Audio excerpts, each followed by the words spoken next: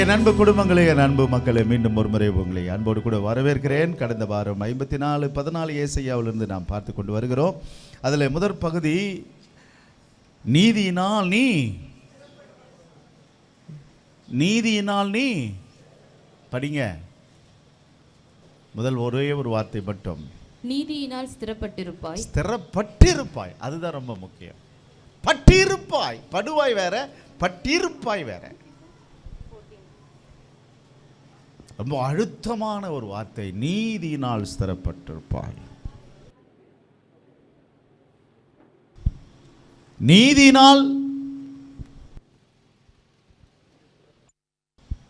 நீதியினால் சிறப்பட்டிருப்பாய். இது ஒரு முக்கியமான ஒரு வார்த்தை, அற்புதமான ஒரு வார்த்தை. ரொம்ப கவனமாய் கவனிக்கணும்.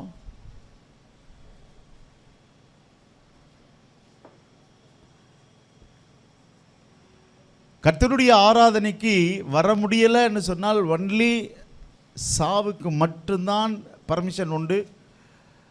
ஒரு வாரம் மறுவாரம் வராதவங்களுக்கு இங்கே ஆராதனைக்கு இடம் இல்லை. முடிவு பண்ணிக்கிங்க. ஒரு வாரம் தான் என்னால் வர முடியும், 3 வாரம் வர முடியாது, ஒரு வாரம் அடுத்த வாரம் வர முடியாதுன்னா நீங்கள் பக்கத்தில் உள்ள சபைக்கு போங்க. உங்கள் ஆத்மாவை கெடுத்துக்கொள்ள நான் உங்களுக்கு துணையாளனாக இருக்க விரும்பலை. ஓகே, என் அன்பு மக்களே, பரிசுத்த நாமம் மகிமைப்படட்டும். இது ஒரு முக்கியமான ஒரு சப்ஜெக்டு. நான் காலையில் சொன்னது போலவே திரும்ப ஒரு முறை சொல்கிறேன். 3 விஷயத்தை புரிஞ்சுக்கணும். God's love, God's judgement and மூணாவது ஒரு விஷயம், நீதி, அன்பு, நியாய தீர்ப்பு. நீதி, நியாய தீர்ப்பு, அன்பு. தேவனுடைய நீதி, தேவனுடைய நியாய தீர்ப்பு, தேவனுடைய அன்பு. காலையில் சொன்னேன், God's love, God's justice, God's judgement. இது 3 நாம் தெரிஞ்சிருக்கணும். ரொம்ப முக்கியம். தெரியலன்னு சொன்னால் நம்முடைய வாழ்க்கை வாழ்வது பிரயோஜனம் இல்லை. நான் திரும்ப சொல்கிறேன், கவனிச்சுக்கிங்க. நான் திரும்ப புரியாத விஷயத்தை பேசி காலத்தை போக்குகிறவன் நான் அல்ல. வாழ்க்கையை நாம் புரிஞ்சிக்கணும்.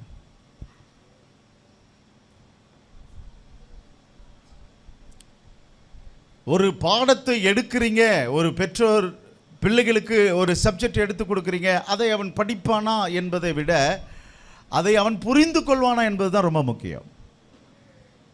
ஒரு மேக்ஸ், ஒரு ஃபிசிக்ஸ், ஒரு கெமிஸ்ட்ரி, ஒரு பாட்னி, ஒரு ஜுவாலஜி, ஒரு மெடிக்கல், ஒரு இன்ஜினியரிங், ஒரு எலக்ட்ரிஷியன், ஒரு மெக்கானிசம், எனி சப்ஜெக்ட், எனிவேர், எதுவோ இருக்கட்டும். ஆனால் அதை அவன் புரிந்து கொள்ளக்கூடிய கெப்பாசிட்டி இருக்குதான்றதை ஃபஸ்ட்டு நீங்கள் அண்டர்ஸ்டாண்ட் பண்ணுங்க. நான் உண்மையிலே சொல்கிறேன், எல்லாவற்றையும் எல்லா வயதிலும் புரிந்து கொள்ள முடியாது. ஞாபகம் இருக்கட்டும். சிலருக்கு அது புரிந்து கொள்ளுகிற சக்தி பின்னாடி வரும், சிலருக்கு முன்னாடியே வந்துடும். அதனால் எல்லாத்தையுமே கம்பேர் பண்ணிட முடியாது. ஆனால் இறை பிள்ளைகளாகிய உங்களுக்கு எல்லாவற்றையும் புரிந்து கொள்ளுகிற கெப்பாசிட்டி இருக்குது. ஏன்னா நாம் வயது முதிர்ந்தவர்கள். கொஞ்சம் புரிஞ்சுக்கங்க. ஒருவேளை ஆவிக்குரிய வாழ்க்கையிலும் வயது உண்டு. அந்த வயதை நீங்கள் புரிஞ்சுக்கிங்க. ஆக பிள்ளைகளை வகுப்பில் சேர்க்கும் பொழுது என் பக்கத்து வீட்டு மச்சான், என் மாப்பிள்ளை, என் அத்தை, என் சித்தா, தொத்தா, இவங்க பசங்கள்லாம் டாக்டர் பண்ணுறாங்க, என் பையனும் டாக்டர் பண்ணோம், பேங்கிங் பண்ணுறாங்க, என் பிள்ளை பேங்க் பண்ணோம். சாரி, உங்களுடைய வித்து என்னவோ அந்த வித்தில் கொஞ்சமாகிலும் அவனுக்குள்ளே இருக்கும். அந்த வித்தை மிஞ்சி பிள்ளைகள் நல்லா படிக்கிறாங்கன்னு சொன்னால் காட்ஸ் கிரேஸ். Price God. ஆகவே வேத வசனத்தை புரிந்து கொள்ள வேண்டும். நான் திரும்ப நான் சொல்கிறேன், 3 புரிந்து கொள்ள வேண்டும். சொல்லுங்க. நான் வேற எங்கேயும் போகல, அங்கே தான் நிற்கிறேன். அதிலிருந்து அப்படியே வீட்டுக்கு போயிட்டேன், வேற ஒன்றும் இல்லை. இதிலிருந்து அப்படியே வீட்டுக்கு போயிருக்கேன். ஒரு சபையார் இறைவனை 3 விதமாக 3 விதத்தையும் புரிந்து கொள்ள வேண்டும். ஒரு வீட்டில் இருக்கிற பிள்ளை தாய் தகப்பன், குடும்பம், வருமானம், செலவு, போக்குவரத்து காரியங்களை என்ன பண்ணிக்கணும், புரிஞ்சிக்கணும். என் அப்பா யார், என் அம்மா எப்படிப்பட்டவங்க, எங்கள் குடும்பத்தினுடைய வருமானம் எப்படி என்பதை நீங்கள் புரிஞ்சுக்கிட்டீங்கன்னா உங்களுடைய லைஃப் எப்படி இருக்கும், நல்லா இருக்கும். அது புரியாதனால தான் இன்றைக்கு பிள்ளைகள் எல்லாம் தரம் கட்டு தாழ்ந்து போகிறார்கள். ரொம்ப கவனம். நான் திரும்ப நான் சொல்கிறேன், ஏதோ நீங்கள் கவனிக்கிறீங்கன்றதுனால நான் பேசலை, உங்கள் மனசை கிழிச்சு கொட்டணும்னு சொல்லி ஆசைப்படுறேன். ஓகே, இது ஒரு ஆழமான சத்தியம். இது மூன்றுமே இந்த பாடத்தில் வரும். எது மூன்றுமே? இறைவனுடைய அன்பு, இறைவனுடைய நீதி, இறைவனுடைய நியாய தீர்ப்பு. ஸ்தோத்திரம். ஸோ புரிஞ்சுக்கிங்க,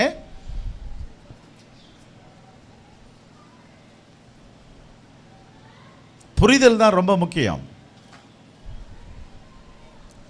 என்னோட கூட இப்பொழுது யாத்திராகமம் 34 அதிகாரம்.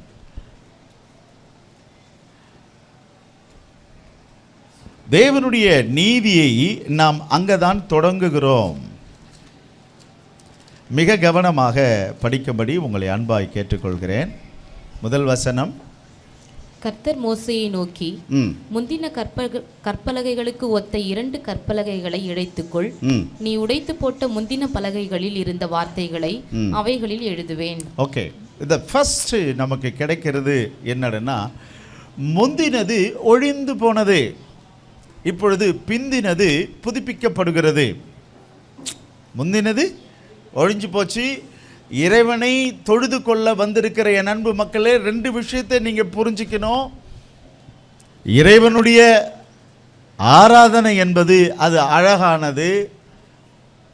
ஒன்று, இறைவன் யூதர்களை தமது சொந்த ஜனமாக ஏற்றுக்கொண்டிருந்தார். ஆபிரகாமினுடைய சந்ததி. ஆபிரகாம் குடும்பத்தில் எல்லாமே 2 இருந்தது. இஸ்மவேல் இருந்தால், ஈசாக்கு இருந்தால், ஆகார் இருந்தாங்க, சாரால் இருந்தாங்க. எல்லாமே 2 தான் இருக்குது. நீங்களும் நம்முடைய சைவ தெய்வங்களை எடுத்தீங்கன்னால் சிவனுக்கு 2, முருகனுக்கு 2, எல்லாமே எப்படி தான் இருக்கும்? 2 தான் இருக்கும். இந்த உலகத்தில் படைப்பு எப்படி தான் இருக்குன்னா, வானம் பூமி என்று எப்படி தான் இருக்கும்? நீர் நெருப்பு என்ன எல்லாமே எப்படி தான் இருக்கும்? 2 தான் இருக்கும். உங்களுடைய படைப்பும் எப்படி இருக்கு? 2 கண்ணு, 2 மூக்கு ஹோல்ஸு, 2 நாக்கு, 2 கிட்னி, எல்லாமே எப்படி தான் இருக்கும்? வலது கை இடது கை, வலது கால் இடது கால் என்ன சொல்லி எல்லாமே 2 தான் இருக்கும். உங்களுடைய ஹார்ட்டு கூட 2 பகுதியாக இருக்கும், வலது இடது என்ன சொல்லி, அதுக்கு மறந்து போச்சே, என்ன தம்பி ஏதோ சொல்கிறீங்க? ஓகே, தப்பாக சொல்லிடக்கூடாது நான். ஓகே, ஆகவே எல்லாமே எப்படி தான் இருக்கு? 2. நம்முடைய நுரையீரல் 2. ஆகவே ஏன் கடவுள் 2 ஆக்கிட்டாரு? படைப்பு அப்படி தான்.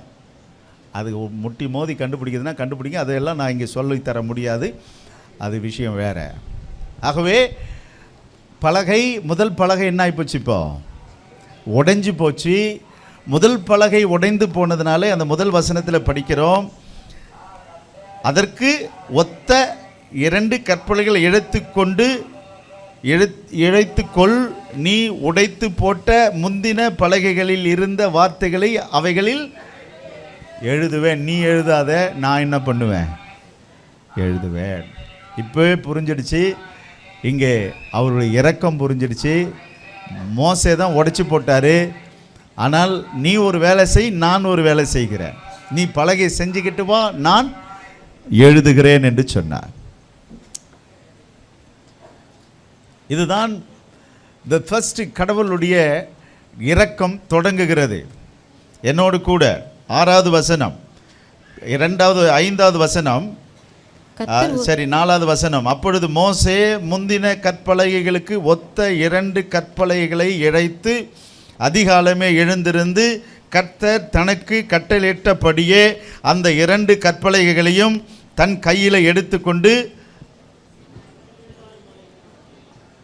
சொல்லுங்களேன், சீனாய் மலையில் ஏறினான். கர்த்தர் ஒரு மேகத்தில் இறங்கி அங்கே அவன் அருகே நின்று கர்த்தருடைய நாமத்தை கூறினார். இப்போ இவருக்கு வேலை என்ன? வந்த உடனே எழுத ஆரம்பிச்சிருக்கணும்ல. ஆனால் என்ன சொல்கிறாரு? அவர் யாராம்? அவனுக்கு முன்பாக கடந்து போகிற பொழுது, எப்படி போகிறாராம்? கடந்து போகிற பொழுது கர்த்தர் இரக்கமும் கிருபையும் நீடிய சாந்தமும் மகாதயையும் சத்தியமுள்ள தேவன், 1000 தலைமுறைகளுக்கு இரக்கம் காக்கிறவர், அக்கிரமத்தை மீறுதலையும் பாவத்தையும் மன்னிக்கிறவர், குற்றவாளியை குற்றமற்றவனாக விடாமல் பிதாக்கள் செய்த அக்கிரமத்தை பிள்ளைகளிடத்திலும் பிள்ளைகளுடைய பிள்ளைகளிடத்திலும் 3ஆம் 4ஆம் தலைமுறை மட்டும் விசாரிக்கிறவர் என்று கூறினான். மோசே தீவிரமாக தரை மட்டும் குனிந்து பணிந்து கொண்டு, ஆண்டவரே, உம்முடைய கண்களில் எனக்கு கிருபை கிடைத்ததானால் எங்கள் நடுவில் ஆண்டவர் எழுந்தருள வேண்டும். இந்த ஜனங்கள் வணங்க கழுத்துள்ளவர்கள், நீரோ எங்கள் அக்கிரமத்தையும் எங்கள் பாவத்தையும் மன்னித்து எங்களை உமக்கு சுதந்திரமாக ஏற்றுக்கொள்ளும் என்றான். அதற்கு அவர், இதோ நான் ஒரு உடன்படிக்கை பண்ணுகிறேன். ஐயா, இதுக்கும் நீங்கள் எடுக்கிற சப்ஜெக்டுக்கும் என்ன சம்பந்தம் என்று நீங்கள் கேட்கலாம். இப்போ மோசே இந்த விஷயத்தை எடுத்து அவர் பேசும் பொழுது, நம்ம எடுத்திருக்கிற சப்ஜெக்ட் நீதியில் சிறப்பற்றிருப்பாய் என்ற சப்ஜெக்டுக்கும் இதுக்கு என்ன சம்பந்தம் என்ன பார்த்தீங்கன்னா, அதுதான் நான் கொண்டு வரேன். இப்போது மோசேக்கு ஒரு உடன்படிக்கை செய்து, இப்பொழுது எந்த ஜாதிகளிடத்திலும் செய்யப்படாத அதிசயங்களை உன் ஜனங்கள் எல்லாருக்கும் முன்பாக நான் செய்வேன். உன்னோடு கூட இருக்கிற ஜனங்கள் எல்லாரும் கர்த்தருடைய செய்கைகளை காண்பார்கள். உன்னோடு கூட இருந்து நான் செய்யும் காரியம். இந்த பயங்கரத்தை தான் இப்பொழுது நாம் பார்க்க போகிறோம். அது என்ன பயங்கரமாக இருக்க போகிறது? என் அன்பு மகனே, மகளே, இங்கே தான் இறைவனுடைய நீதியை நம்ம அழகாய் பார்க்க போகிறோம். இப்பொழுது மோசே முந்தின கற்பலையை உடைச்சிட்டார். கொஞ்சம் பொறுமையாக இருங்க, வண்டி மூவ் ஆகிற வரைக்கும் கொஞ்சம் சிரமம். உள்ளே போயிடுச்சுன்னா ஈஸியாக இருக்கும். உங்களை புரிய வைக்கிறதுக்காக நான் வெளியிலேருந்து உள்ளே வரேன். இறைவனுடைய நீதி 34ஆம் அதிகாரம் யாத்திராமத்தில் தொடங்குகிறது. இதுவரையும் அவர் எழுதினாரன்னா அப்படி ஒன்றும் இல்லை. என்ன பண்ணிட்டு இருக்கார்? இப்போ பேசிட்டு இருக்கிறார். என்ன பேசுகிறாருன்னு சொன்னால், விட்டுடப்பா, நீ உடைச்சதெல்லாம் விட்டுடு, ஆனாலும் நான் எப்படிப்பட்டவர் என்பதை நீ ஃபஸ்ட்டு புரிஞ்சிக்கோ. நம்முடைய கடவுள் எப்படிப்பட்டவர் என்பதை புரிஞ்சிக்கிங்க. அவர் நீதி உள்ள தெய்வம்.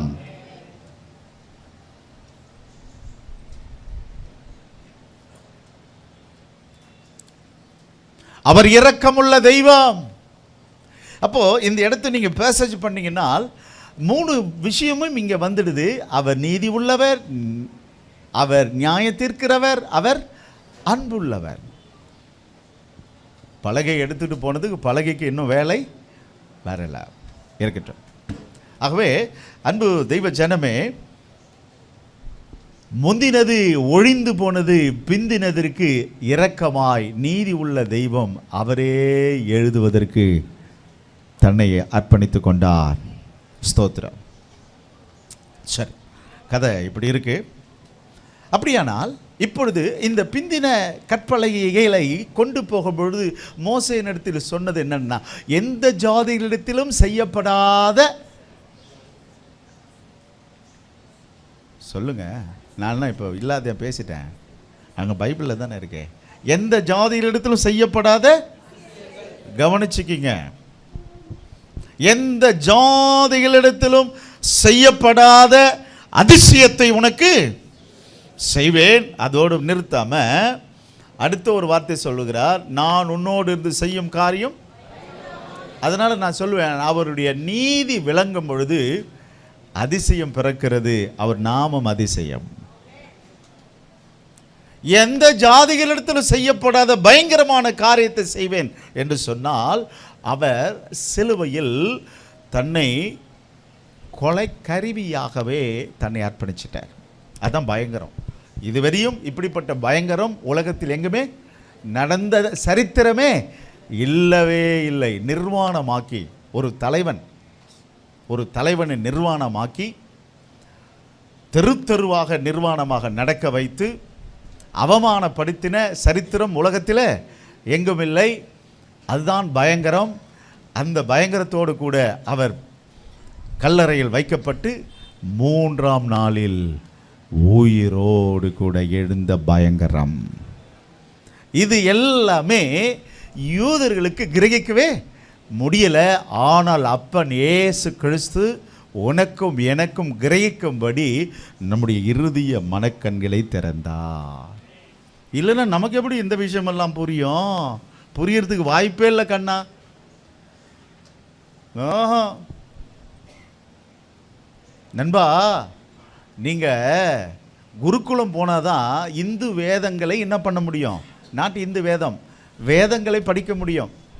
அதுவும் 4 வேதம், ரிக், அஜிர், சாமம், அதர்வனம். இந்த வேதங்களை படிச்சிங்கன்னா தலையே சுற்றி போட்டுரும். நான் சமய வரலாறுன்னு பைபிள் காலேஜில் எடுப்பேன். விஷயம் புரிஞ்சவங்களுக்கு மட்டும்தான் புரியும். எப்படா புரிய போகுது, அந்த பாவக்காய் சாப்பிட்ற மாதிரி இருக்கும் அந்த சப்ஜெக்ட் எல்லாம்.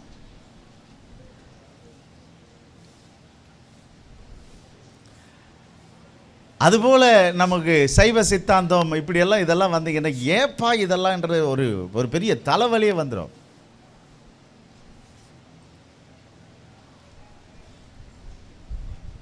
சித்தர்கள், போகர்கள். ஸோ இந்த பாட்டெல்லாம் புரிஞ்சுக்கிட்டால் மட்டும்தான் நம்முடைய தமிழ் கலாச்சாரத்தையும் தமிழ் இலக்கியத்தையும் தமிழ் தெய்வங்களையும் நம்மால் புரிஞ்சுக்கணும். அவருடைய அன்பு, அவருடைய நீதி, அவருடைய இரக்கம். ஏன் இத்தனை ஒரு பயங்கரமான காரியத்தில் அவர் அகப்பட்டார்? ஏன் இத்தனை ஒரு அதிசயமான காரியங்களை நமக்கு காட்டினார் என்று சொன்னால், அவர் உன்னை கொண்டு பெரிய காரியங்களை செய்ய போகிறேன் என்பதற்காகவே. கர்த்தருக்கு ஸ்தோத்திரம். ஓகே, என்னோடு கூட இப்போ நேரடியாக இப்பொழுது ஏசாயா 53ஆம் அதிகாரம் 4, 5, 6 ஆகிய வசனங்களை வேகமாக வாசிக்க கேட்கலாம். மெய்யாகவே அவர் நம்முடைய பாடுகளை ஏற்றுக்கொண்டு, அங்க உண்மையிலே சொல்லிட்டு பாருங்களேன், மெய்யாகவே. யாருடைய பாடு? அவர் சிலுவை சுமந்தது யாருடையது? ஹலோ மகளே, யாருடையது? என்னங்க ஹலோ, இயேசு சிலுவை சுமைந்தது. நான் திரும்ப திரும்ப சொல்கிறேன், இயேசு கிறிஸ்துவை நம்பி ஆராதிக்காதீங்க. தேவனை அறிகிற அறிவிலே வளருங்கள். தேவனை அறிகிற அறிவிலே வளர்ந்தால் மட்டும்தான் தேவனை ஆராதிக்கவே முடியும். அப்படி இல்லை என்றால் நாமும் இப்படி ஒன்று போட்டுக்கிட்டு போயிட்டே இருப்போம். இல்லை இல்லை இல்லை இல்லை, தேவனை அறிகிற அறிவிலே வளருங்கள். இப்பொழுது மெய்யாகவே அவர் நம்முடைய பாடுகளை ஏற்றுக்கொண்டு நம்முடைய துக்கங்களை சுமந்தார். நாமோ அவர் தேவனால் அடிபட்டு வாதிக்கப்பட்டு, பாவம் என்ன பாவமோ என்ன சாபமோன்னு நினைச்சு சிறுமைப்பட்டவர் என்று எண்ணினோம். நம்முடைய மீறுதல்களின் நிமித்தம் அவர் காயப்பட்டு, நம்முடைய மீறுதல், நம்முடைய பாடுகள், நம்முடைய துக்கங்கள் இதெல்லாமே நீங்க கீழ்கோடிட்டு கவனிக்கணும். நம்முடைய நம்முடைய நம்முடைய ஹலோ, இங்கே பாருங்க, கருவில் இருக்கிற குழந்தைக்கும் அது பொருந்தும், இனி பிறக்க போகிற குழந்தைக்கும் பொருந்தும், இனி வரப்போகிற சந்ததிக்கும் அது பொருந்தும். நம்முடைய பாடுகள், நம்முடைய சொல்லுங்க சொல்லுங்க சொல்லுங்க, நீங்கள் எதை அண்டர்லைன் பண்ணியிருக்கீங்க சொல்லுங்க பார்ப்போம். சொல்லுங்க, இங்கிலீஷில் சொல்லுங்க, கீழ்கோடிட்டு அதை மட்டும்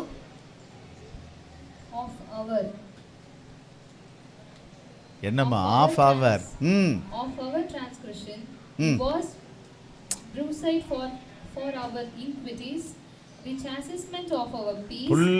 ஃபுல்லாக படிக்கக்கூடாது. அந்த கீழ்கோடிட்டு மட்டும் அதை மட்டும் தான் நீங்கள் படிக்கணும். அண்டர்லைன் பண்ணி படிங்க. சரி, ஓகே, அண்டர்லைன் பண்ணிக்கிங்க. மெய்யாகவே அவர் நம்முடைய பாடுகளை, நம்முடைய துக்கங்களை, 5வது வசனமா, நம்முடைய மீறுதல்கள், நம்முடைய அக்கிரமங்கள், நமக்கு சமாதானத்தை உண்டு பண்ணும் தண்டனை வந்தது. ஓகே, அப்போ 6வது வசனம் இப்படி சொல்லுது, நாம் எல்லாரும் எப்படி தெரிந்தோமா? ஆடுகளை போல அப்படி வழி தப்பி தெரிந்தோம். எது கண்ணில் படுதோ அது தெய்வமாக்கிட்டோம். மனுஷர்களை தெய்வமாக்கினோம், மரங்களையும் சிலைகளையும் தெய்வமாக்கினோம். ஆகவே என் அன்பு தெய்வ ஜனமே, நாம் படிக்கிறது கல் தோன்றா மண் தோன்றா உலகத்திற்கு முன்னே இருந்தவரை பற்றி படித்துட்டு இருக்கிறோம். ஏன்னா இவர் தான் படைப்பாளி. சரி, இருக்கட்டும். அவர் நம்முடைய பாடுகளையும் துக்கங்களையும், அவர் நம்முடைய மீறுதல்களையும் ஏற்றுக்கொண்டபடியினால், இப்பொழுது 6வது வசன சொல்யூஷன் பாருங்க. நாம் வழி தப்பி போனோம், நாம் எல்லாருடைய அக்கிரமத்தை அவர் மேல் விழப்பண்ணினார். அப்போ எல்லாருடைய அக்கிரமத்தையும் அவரே சுமந்தார். இப்பொழுது என்னோடு கூட 1 கொரிந்தியருக்கு வாங்க. 1:31. அவரே தேவனால் நமக்கு ஞானமும், தேவனால் நமக்கு ஞானமும். மறுபடியும் 21வது வசனம். நாம் அவருக்குள் தேவனுடைய நீதியாகும்படிக்கு, தேவனுக்குள் நீதிமானாகும்படிக்கு, நீதியாகும்படிக்கு அவர் நீதி ஆனார் எனக்காக. அந்த நீதியினால் நான் நீதிமான் ஆக்கப்படுகிறேன். Praise God. ஸோ புரிஞ்சுக்கிங்க, நம்ம 34ஆம் அதிகாரம் யாத்திராமத்திலிருந்து வந்துட்டு இருக்கிறோம். நாம் 2வது வசனம் படித்தோம். அவரே நமக்கு ஞானமும் நீதியாக மாறினார். இப்பொழுது 21வது வசனம் 5ஆம் அதிகாரம் 2 கொரிந்தியர்ல படிச்சுட்டு இருக்கிறோம். திரும்ப ஒரு முறை. எனக்காக நாம் அவருக்குள் பாவமாக்கினார், நமக்காக பாவமாக்கினார். உங்களுக்கு கான்செப்ட் புரியுதா இல்லையா? நமக்காக, யாருக்காக? யாருக்காக? இந்த கோலம் ஆயிட்டாரே. யாருக்காக? எனக்காக, நமக்காக, உனக்காக. ஆகவே தெய்வ ஜனமே, இப்பொழுது என்னோடு கூட இப்போ இப்படி ஆனதுனால என்ன நடந்திருக்கிறது என்ன பார்த்தீங்கன்னா, இப்படி மக்களை சிதறடித்தது யார்? இப்படி மக்களை வேதனைப்படுத்தினது யார்? சொல்லுங்க பார்ப்போம். ஆதாமா, பிசாசா, ஏவாளா?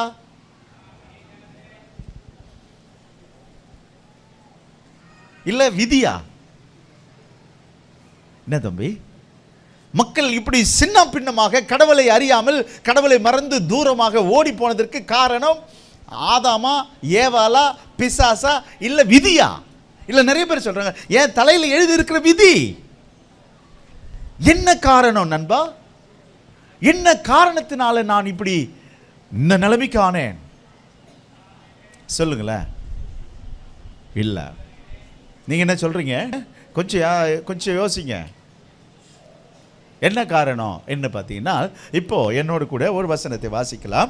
எபிரேயர் 2ஆம் அதிகாரம் 14வது வசனம், 15வது வசனம். என்னோடு கூட இப்போ 21வது வசனம், நமக்காக பாவமானார் என்பதை மிக கவனமாக குறிச்சிக்கிங்க. தொடர்ந்து எபிரேயர் 2, 14, 15.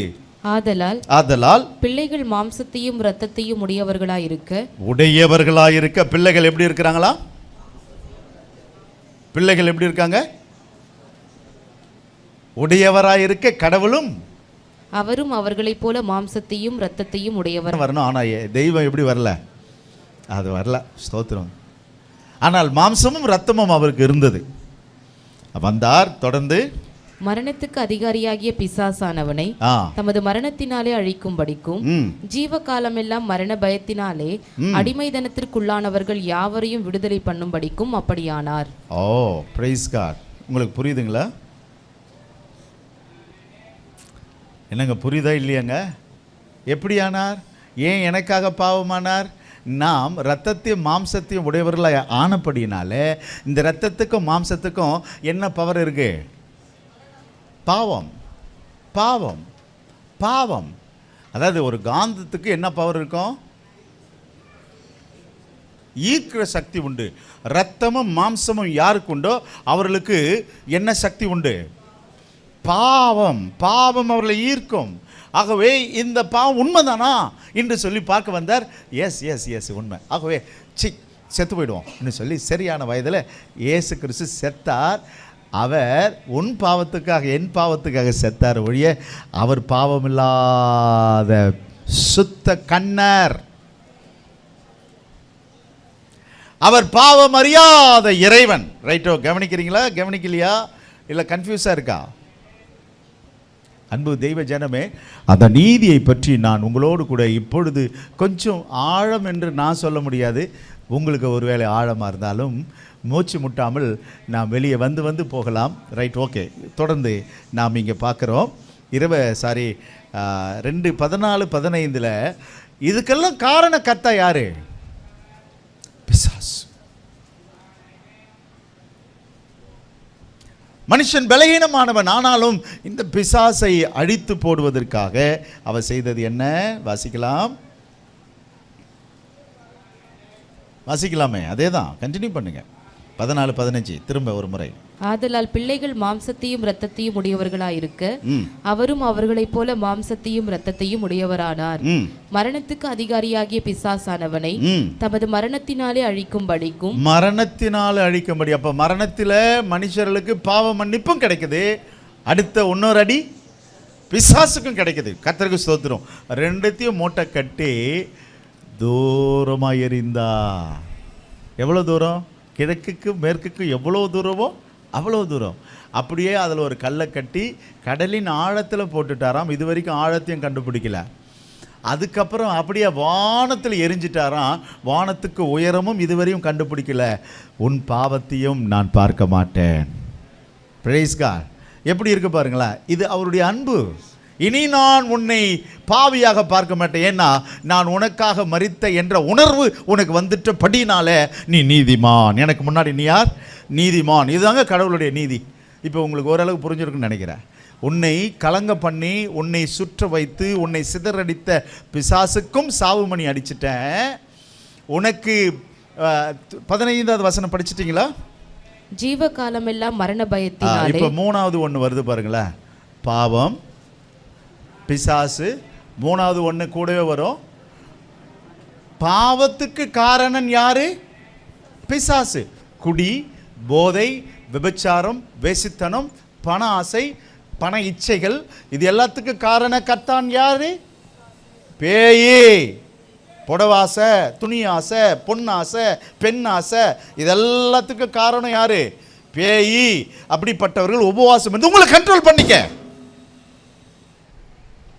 இறைவனுடைய தந்திரம் என்பது இல்லை, பிசாசு கையில் தான் தந்திரம் இருக்கு. அந்த தந்திரம் பாவமாக வெளிப்படுது. அந்த பாவம் ஆசையாக வெளிப்படுது. அந்த ஆசை என்னவா வெளிப்படுது? இப்போ என்னத்தை கொடுக்குது? பாவம் மரணத்தை கொடுத்துடுது.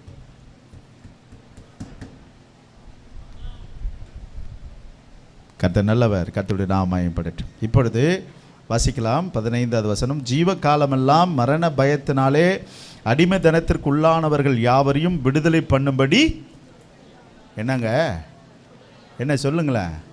எப்படி ஆனார்? எப்படி ஆனார்? எப்படி ஆனார்? ஏய் பாப்பா சொல்லு, எப்படி ஆனார்? எனக்காக நீதியானார். நீதியானார்னா வாட் இஸ் த மீன்? நீதியானார். அவர் நான் அடிக்கப்பட வேண்டிய இடத்துல அவர் அடிக்கப்பட்டார். நான் தொங்க வேண்டிய இடத்தில் அவர் தொங்கினார். நான் சுமக்க வேண்டியதை அவர் சுமந்தார். நான் படுக்க வேண்டிய இடத்தில் அவர் பட்டார். நண்பர்களே, இப்படி ரோமர் 8ஆம் அதிகாரம் 3வது வசனம். அது எப்படி எனில், மாம்சத்தினாலே பலவீனமாயிருந்த நியாயப்பிரமாணம் செய்யக்கூடாததை. நியாயப்பிரமாணம் வெறும் கட்டளை மட்டும்தான் கொடுத்தது, மக்களுக்காக வேற ஒன்றையும் செய்யவே இல்லை. இப்போ இன்னைக்கு நிறைய ஸ்கூலில் எப்படி இருக்குன்னா, டீச்சரே இல்லாமல் பாடம் மட்டும் நடத்துவாங்க. டீச்சரே கிடையாது. படிச்சுக்க படிச்சுக்க படிச்சுக்க, அவ்வளோதான். புக்கை கையில் கொடுத்துட்டு படிச்சுக்க படிச்சுக்க படிச்சுக்க.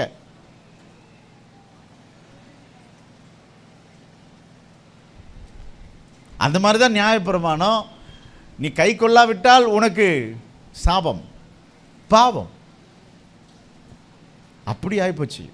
நியாயப்பிரமாணம் செய்யக்கூடாததை தேவனே செய்யும்படிக்கு தம்முடைய குமாரனை பாவ மாம்சத்தின் சாயலாகவும் பாவத்தை போக்கும் பலியாக அனுப்பி மாம்சத்திலே பாவத்தை ஆக்கினைக்குள்ளாக தீர்த்தார். ஹல்லேலூயா. புரிஞ்சவங்க மட்டும். நானே என்னை அறியாமலே நான் என்ன சொல்லிட்டேன்ப்பா. Price God. உங்களுக்கு புரியுதுங்களா? இதுதான் இறைவனுடைய நீதி. உங்களுக்கு புரியுதுங்களா? ஆகவே அந்த பாவத்தை போக்குவதற்கு இப்போ பாவம் வெயிட்டேஜ் பக்கவாய் போச்சு. அப்படியானால் சீ என்று அதை உதறுவதற்கு வாயில சொல்ல முடியாம தன்னுடைய மகனையே அனுப்பி மரணத்திற்கு மரணத்தையும் பாவத்திற்கு இரத்தத்தையும் ஆக பிசாசை ஒழிப்பதற்கு தன் ஜீவனையும் கொடுத்து உன்னையும் என்னையும் சிதறி கிடந்த மரித்து கிடந்த மண்ணாய் கிடந்த உன்னையும் என்னையும் பொன்னாக மாற்றி நீதிமானாக தமக்கு முன் நிறுத்தி கொண்ட அவரை போல் தெய்வம் இந்த உலகத்தில் யாரு? C minor. உம்மை போல நல்ல தேவன் யாரோ.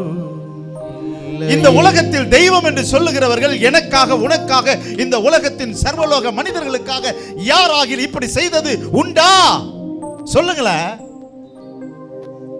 தெய்வம் என்று சொல்வதற்கு உன் நம்பிக்கை இல்லையா? இது அறிவுபூர்வமான வழிபாடு. உங்களுக்கு புரியுதா? அதனாலதான் சொல்லுவோம், இயேசுவை நம்பாத, இயேசுவை அறிகிற அறிவில் வளருங்க. இயேசுவெல்லாம் நம்பாத, உன் வாழ்க்கையை நீ நம்பிக்கோ. இது இது செல்ஃப் கான்ஃபிடென்ஸ்.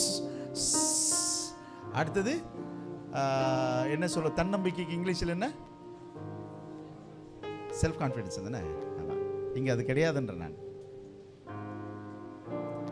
தேவனை உணர்வு பூர்வமாக புரிஞ்சுக்கிங்க. எவ்வளவு செய்தவர் எனக்காக யாவையும் செய்வார்.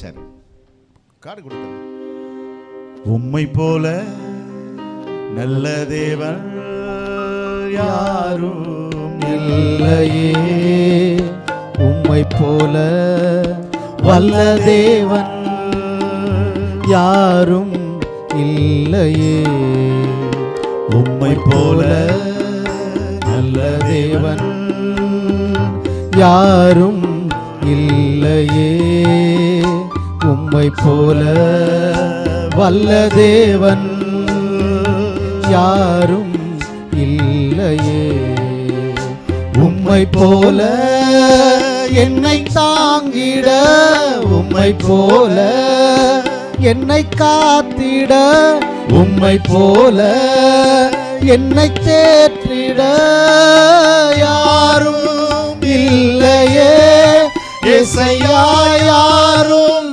இல்லையே. உம்மை நான் போற்றுகிறேன், போற்றுகிறேன், போற்றுகிறேன் என் தெய்வமே.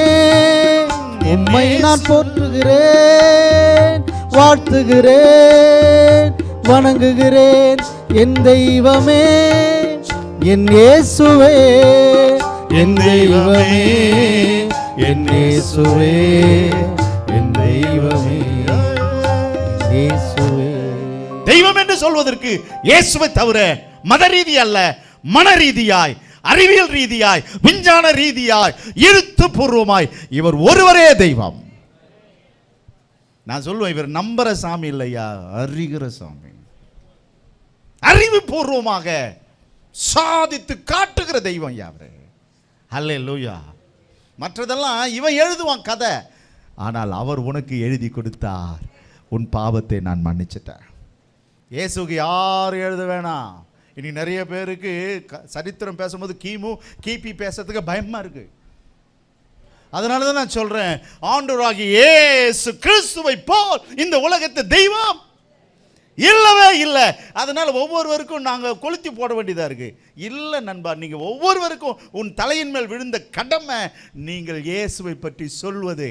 அதை தடுக்கும் சக்தி இந்த உலகத்தில் இல்லை, இனிமேலும் இல்லை. அதை தடுக்க போகிறவன் இனிமேல் பிறக்க போகிறதும் இல்லை. ஏன்னா இவர் தெய்வம். இதை தடை செய்ய சட்டமோ மனுஷனோ கிடையாது. ஏன்னா பேசுகிறவனும் சாவுவான், எழுதுகிறவனும் சாவுவான். ஏன்னா அவர் வாழும் இறைவன். சொல்லுவதற்கு ஒரு தைரியம் வேணும், பேசுவதற்கு ஒரு அதிகாரம் வேணும், அதை வெளிப்படுத்துவதற்கு ஒரு ஞானம் வேணியா. இறைவன் இயேசு கிறிஸ்து நமக்காக எளிமையாய் மாம்சத்தோடு இரத்தத்தோடு வந்த தெய்வம். நீ அவரை கல்லா தடவி பார்க்காத, மரமா தடவி பார்க்காத, உன்னை போல மனுஷனாக வந்த தெய்வம். அவர் அனுபவி, பாவத்தில் அனுபவி, பாவம் போக்கும் தெய்வம். பீடியை விடுறதுக்கு வேற சூத்திரமெல்லாம் பண்ணாத. பாவத்தை ஒழிக்க வந்த இயேசு கிறிஸ்து எம்பெருமான், அவர் உனக்கு ரட்சிப்பை கொடுப்பாரானால் உன்னை விட்டு பாவம் போயிடும். என்ன சொன்னார் மோசேயினிடத்தில்? என்னாகமம் 21:9. வேகமா. அப்படியே மோசே வெண்கல சர்பத்தை செய்து அதை ஒரு கம்பத்தின் மேல் தூக்கி வைத்தான். அதை ஒரு கம்பத்தின் மேல் தூக்கி வைத்தான். கதை எங்கே போயிட்டு இருக்கு இப்போ? ரோமர் 8:3. அன்பு நண்பர்களே, நான் உங்களுக்கு ஒன்றை சொல்றேன். இந்த பிரஷரோடு வெளியே போங்க. உனக்கு எதிராக 1000 என்ன 1000 பேர் கூடட்டும், உனக்கு ஒரு பேர் போதும். அது என்ன பேர்? என்ன சத்தமே காணோம்? ராமச்சந்திரன் காதில் ஓதுங்க, ஏன்னா அவங்க வரல. பேர், ஒரு பேர் போதும். 1000 பேர் இருக்கலாம், எனக்கு ஒரு பேர் போதும். இயேசு, இயேசுன்னு சொல்லிப்பாரு. நான் தான் சொன்ன உடனே நீ அதிகாரியாரு, நீ மிலிட்ரியாரு, பின்னிட்டு விழுவாய். இயேசு கெத்செமனே தோட்டத்தில் என்ன பண்ணார்? நான் தான், பின்னிட்டு விழுந்தான். அந்த பேருக்கு முன்னாடி எந்த சக்தியும் நிற்க முடியாது. ஆனால் அப்பா அகப்பட்டு கொண்டார் என்னை மீட்பதற்காக. அப்பா சிக்கிக் கொண்டார். அப்பா அவங்க கையில் அடிப்பதற்காக, அடித்து கொள்வதற்காக என்னை தன்னையே ஒப்பு கொடுத்தார். அதனால தான் சில நேரங்களில் அவர் அன்பை எண்ணி அழுவேன், கதறுவேன், புரளுவேன்.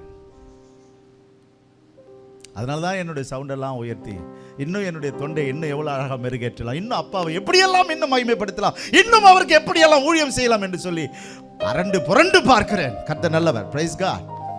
அற்பமாய் சொற்பமாய் ஊழியம் செய்யக்கூடாது. மகாராசாவுக்கு எப்படி செய்யணும்?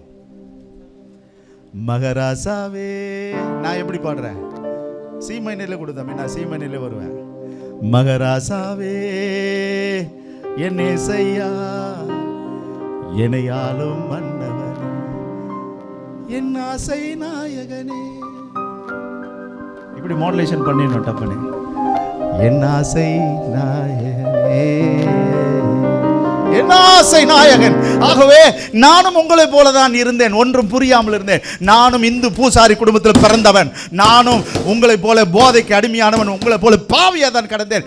ஆனால் ஆண்டவராகிய இயேசு கிறிஸ்து என் பேரில் இரக்கமானார், என் பேரில் தயவுள்ளவரானார்.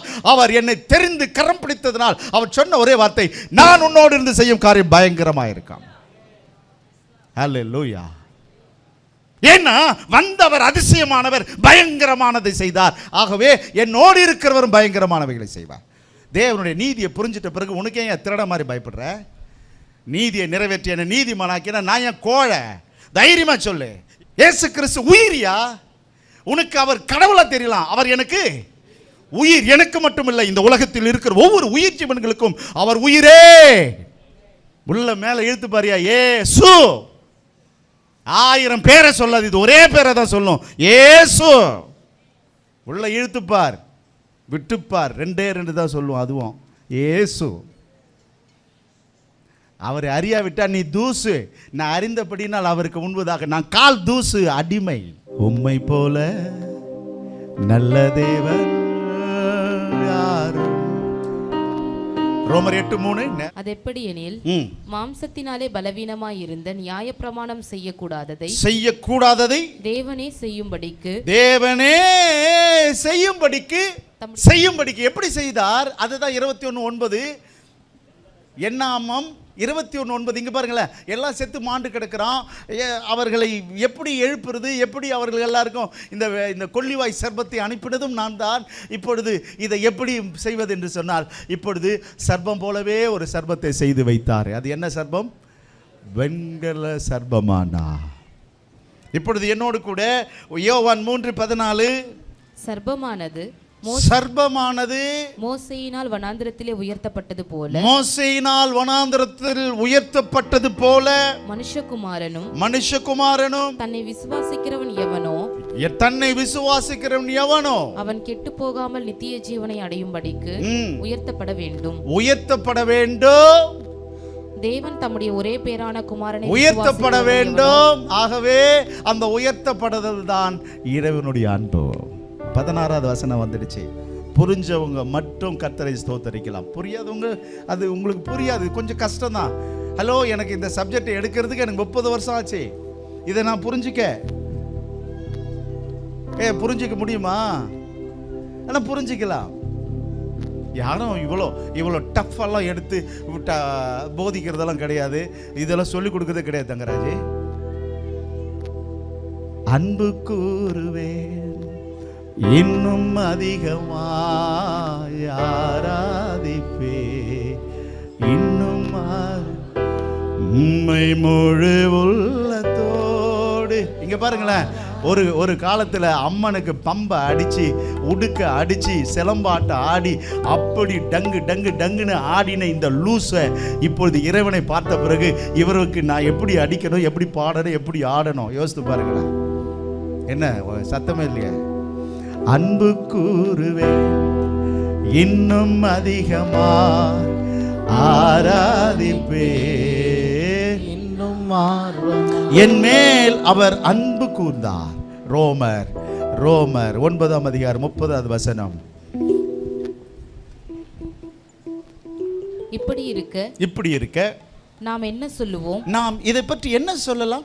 நீதியை தேடாத ஹலோ, புறஜாதியார் நீதிமான் ஆயிட முடியுமா பிரதர்? அப்பன் இயேசு கிறிஸ்து அவரே ரத்தம் சிந்தி பலியாகி நீதிமானாக்கினார். அவர் ரத்தத்தால் என்னை நீதிமானாக்கினார். மனுஷன் செய்ய முடியாதாம். மீண்டும் ஒரு முறை, நீதியை தேடாத புறஜாதியார் நாமெல்லாம் நீதியை தேடல பிரதர், வேற மாதிரி தேடிட்டு இருந்தோம். பிசாசு நம்ம வேற மாதிரி ரூட் மாத்திடுச்சு. பட்டடிச்சு பார்த்தோம், கொட்டை போட்டு பார்த்தோம், கையெல்லாம் சாம்பலை பூசி பார்த்தோம்.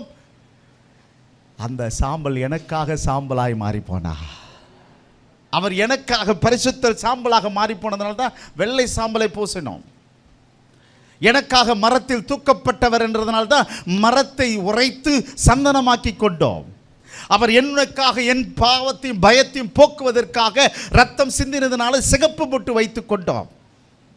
ஆம், எனக்காக எந்த தீமையும் வரக்கூடாது என்பதற்காக நிலைக்கால்களில் ரத்தம் பூசுவதற்கு பதிலாக நாம் எல்லோரும் குங்குமம் பூச ஆரம்பித்தோம். அவைகள் எல்லாவற்றிலையும் பிசாசு தந்திரமுள்ளவனாக நம்மோடு இருந்தபடியினால் சீ போ என்று எல்லாத்தையும் விட்டுட்டோம். கர்த்தர் நல்லவர். என்ன சத்தமே காணுவேன். எங்களை மாதிரி பொட்டு வைப்பீங்களா நீங்கள்? நம்மெல்லாம் வச்ச சாம்பலையே எடுத்து பூசிப்போம்ல, அரோகி மாதிரி அகோரி மாதிரி. கர்த்தர் நல்லவர். Praise the Lord. என்னோடு அந்த 30வது வசனம் வாசிக்க. நீதியை தேடாத புறஜாதியார் நீதியை அடைந்தார்கள், அது விசுவாசத்தினாலும் விசுவாசத்தினால் ஆகும் நீதியே. இப்போ விசுவாசத்தை பற்றி அப்படி எழுதுவார் அவர். அப்ரஹாம் விசுவாசத்தா நீதியாக எண்ணப்பட்டதுன்றது அப்படி அந்த டைலாக் நமக்கு வேண்டாம். ஏன்னா அது யூதர்களுக்கு, நமக்கு வேண்டாம். ஸ்தோத்திரம். Price God. நியாயப்பிரமாணத்தினால் நம் நீதி அடையலை, நம்ம சுய பக்தியினால் நீதி அடையலை, எனக்காக அவர் நீதியானார். சத்தமே இல்லை. ரோமர் 10:4, விசுவாசிக்கிற எவனுக்கும் நீதி உண்டாகும்படியாக கிறிஸ்து நியாயப்பிரமாணத்தின் முடிவாக இருக்கிறார். ஓகே, இப்போ அவர் எனக்காக, அவர் ஏசாயா 53ஆம் அதிகாரத்தில் பார்த்தது போல மனதுருகும் தெய்வம், இரக்கமுள்ள தெய்வம், அன்புள்ள தெய்வம், எனக்காக நியாய தீர்ப்பு அடைந்த தெய்வம். அப்படிப்பட்ட தெய்வம் எனக்காக அவர் செய்தது என்ன? என் பாவத்தை போக்கினார், என்னை சிதறடித்த பிசாசை அழித்தார். த தேர்ட் ஒன் பார்க்குறோம், மரணத்திலிருந்து அவர் என்னை விடுவித்தார். ஃபோர்த் ஒன்று பார்க்குறோம், நியாயப்பிரமாணத்துக்கும் சாவு பண்ணி அடிச்சிட்டார் அவர். ஹல்லேலூயா.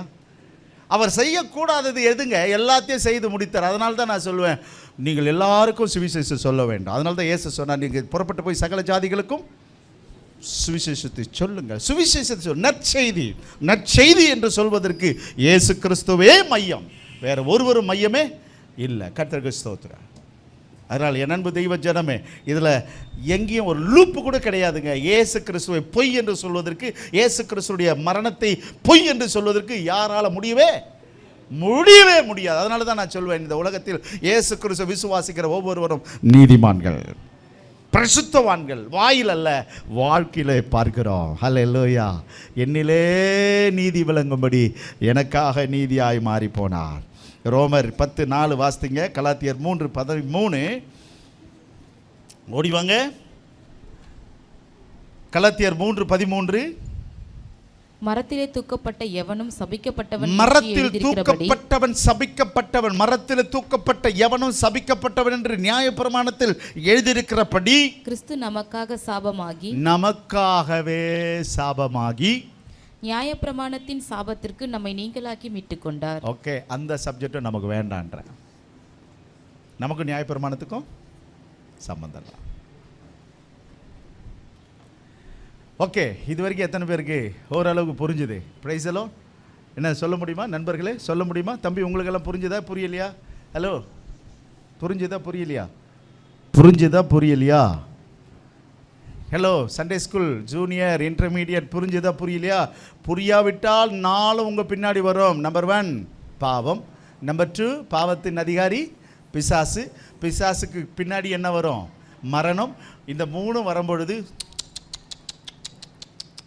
சாபம். அதை போக்கினார். சொல்லுங்க சொல்லுங்க சொல்லுங்க. இது எல்லாவற்றையும் அறிந்து புரிந்தவனுக்கு பெயர் நீதிமான். இப்போ சொல்லுங்களா, நீங்க சாபம் உள்ளவர்களா? இல்லை. சரி, இவ்வளோ நேரம் நான் பேசுனது இன்ட்ரோடக்ஷன். இப்போ தான் செய்திக்கு போகிறோம். யாரும் சிரிக்க மாட்டேன்றீங்க. ரோமர் 4 அதிகாரம் 6வது வசனம். அந்தபடி கிரியைகள் இல்லாமல் தேவனாலே நீதிமான். இங்க பாருங்க, நாம் எந்த முயற்சியும் பண்ணலைங்க. ஹலோ, நீதிமானாவதுக்கு எதனா பண்ணீங்களா? சொல்லுங்களேன். நிறைய பேர் ஃபாஸ்டிங்கை கடவுளாக்கி வச்சிருக்கிறீங்க. ப்ளீஸ் தயவுசெய்து அது உங்களுக்கு கடவுள் கிடையாது. ஃபாஸ்டிங், நான் ஃபாஸ்டிங் இருந்தால் வீடு வாங்கிடுவேன், ஃபாஸ்டிங் இருந்தால் சர்ச்சை கட்டிடுவேன், ஃபாஸ்டிங் இருந்தால் ஆத்து மக்கள் ஆதாயப்படுத்துகிறேன். சாரி, அது ஒரு சப்ஸ்டியூட், அவ்வளோதான். அது நம்மை காத்துக்கொள்வதற்கு, நம் பலன் அடைவதற்கு, அவ்வளோதான். வாசிங்க 6வது வசனம்.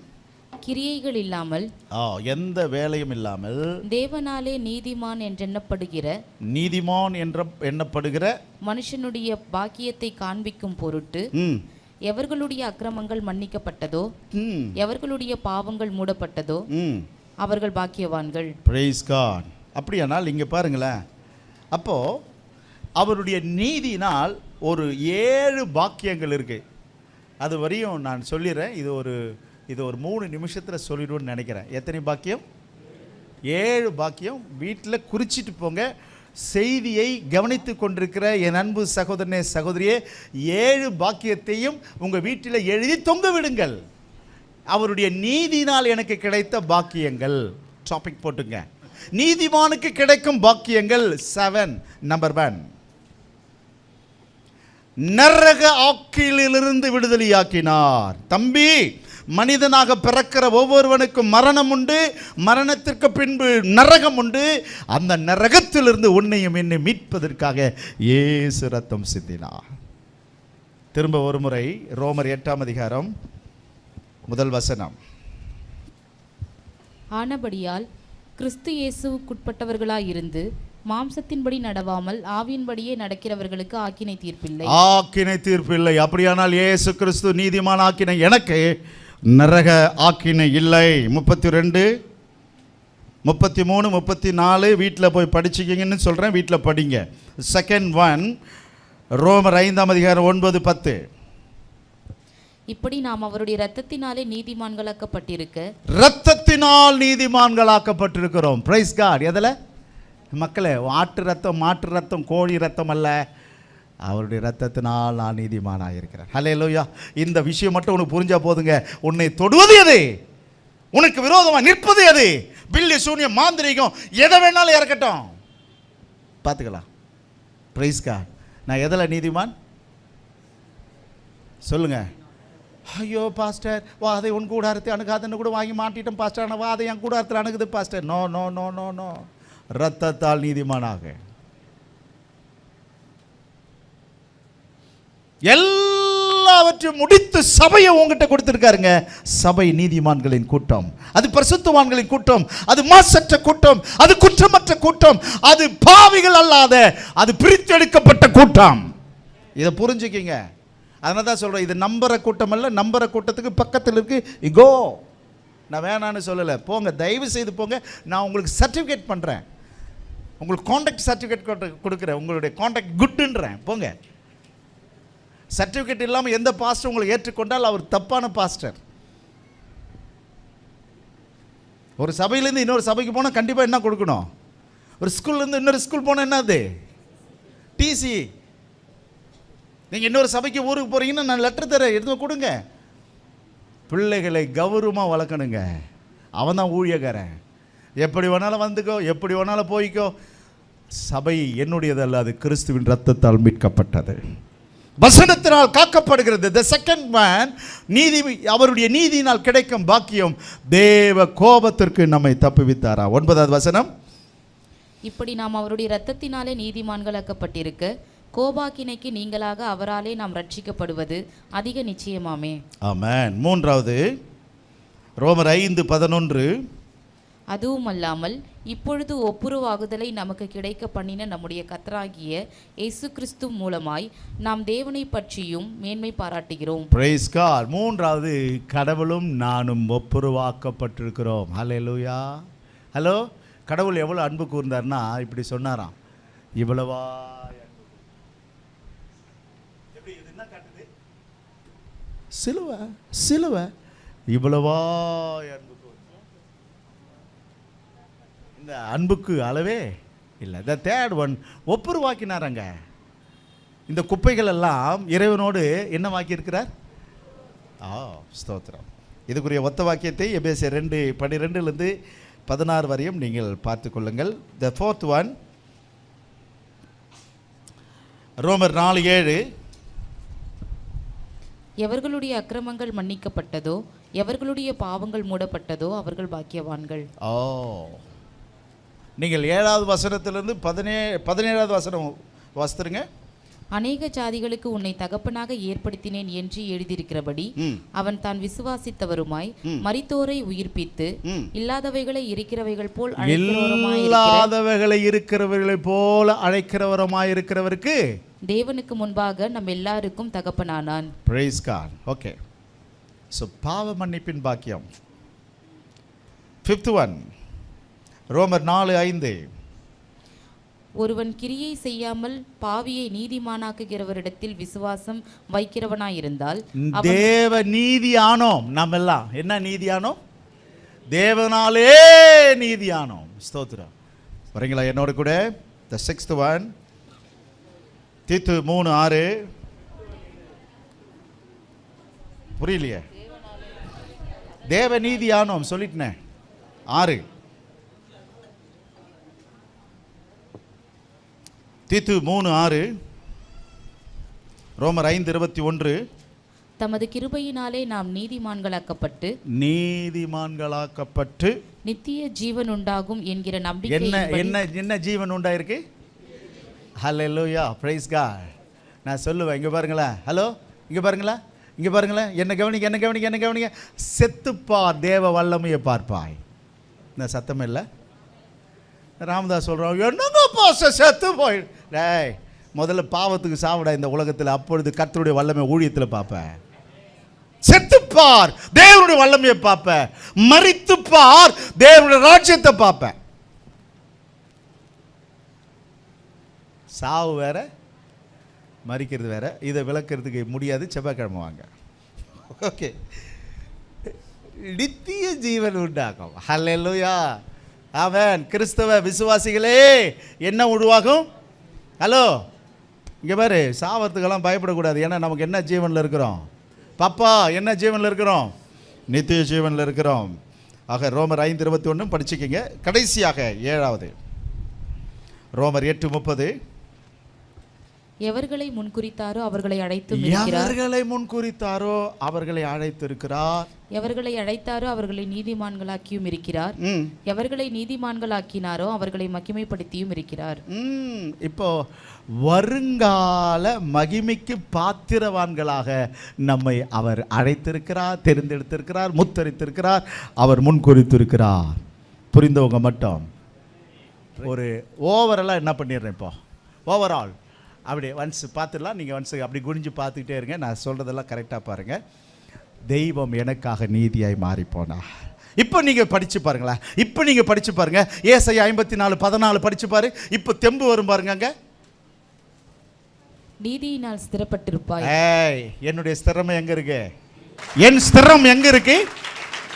ஏன் நீதி அல்ல, ஏன் உண்மையில் இல்லை, ஏன் உத்தமத்தில் இல்லை, அப்பாவுடைய நீதியினாலே நான் பிழைத்திருக்கிறேன், நான் வாழறேன், நான் ஆசீர்வாதமா இருக்கிறேன். இந்த பூமி எனக்கு கொடுமையும் இல்லை, அங்க திகிலும் இல்லை, நீ அதுக்கு பயமில்லாதிருப்பாய்.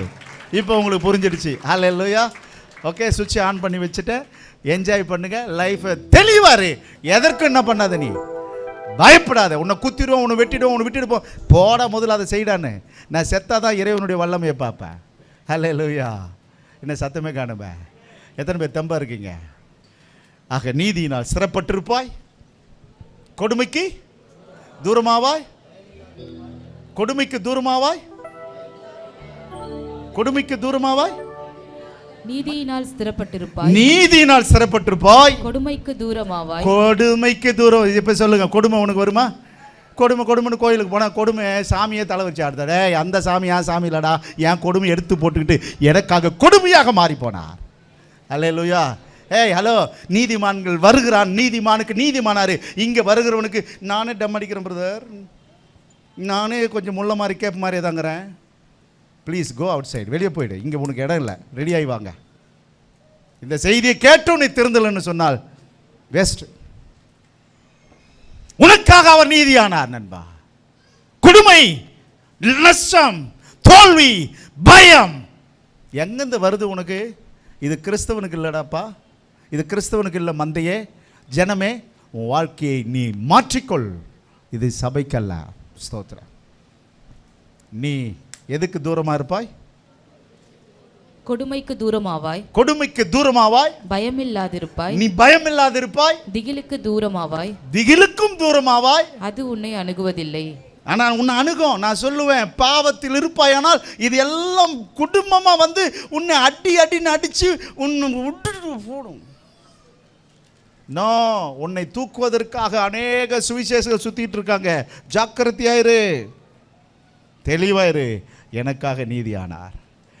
விடைபெறலாமா? என்னை விட்டுறீங்களா? போதண்டா சாமி, கர்த்தருக்கு அல்லேலூயா. எப்படி இருக்கு? God's justice, God's judgment, God's love. இது மூன்றையும் நான் பார்த்து, எனக்காக நியாயத்தீர்ப்பு அடைந்தார், எனக்காக நீதியானார், அவர் என் மேல் அன்பு கூர்ந்தார். என் இயேசு கிறிஸ்துவை நான் தரமுள்ளவராய் பார்க்கிறேன்.